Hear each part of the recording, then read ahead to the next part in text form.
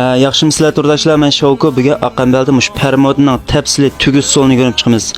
Qo'llash ustida men qo'shab yurak-yurak, Pinglanchunga alt raqam yo'llab qo'ygash ma'filimni oxirgi ko'rib foydam qilinglar. Ems ketdik. Buning eng boshda ximirini chingroq sug'urib, mushalat shumlaq qilib ximirini echib tayyor qilib olamiz. Bir alt raqamni yurakni oymay bir o'tinglar. Bu ismim nihoyat chiroyli, uzum nihoyat yeyishli tomoq. Endi ikkinchi qadamda mush tebaning ustidan bir mayli o'timiz, sağa vaqt chaplashib qolmaydi. Endi buning tugus bosqichiga keldik. Bu qiymaga tuz, bosh piyoz, bu sir degandeklarni aralashtirib ta'min tangishib olgandan keyin mushada tugus boshlasak bo'ladi.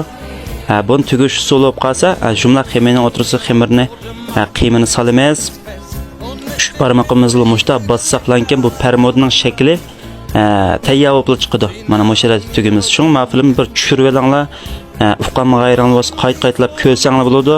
Ko'plab taqib qo'yinglar, yiqillaringlar foydalanib qolsin. Mushalat tugib, tuxumning seriqini ustiga tekshi suvaymiz mana mushalatda. Anakin ustiga oqsimani chechutiblankim, kavshanga solamiz gradusni yaxshi tanishib 250-300 qiblankim. 12 minut pishib chiqadi, pishib chiqqan shovgosini ko'rib baqayli. Permoda degan mushta bo'ldi. Shung mushfilni yaxshi ko'rsanglar, oila oshxonasida har qanday xiyat qila olasizlar. Ismim chiroyli, uzum nihoyat tamlik.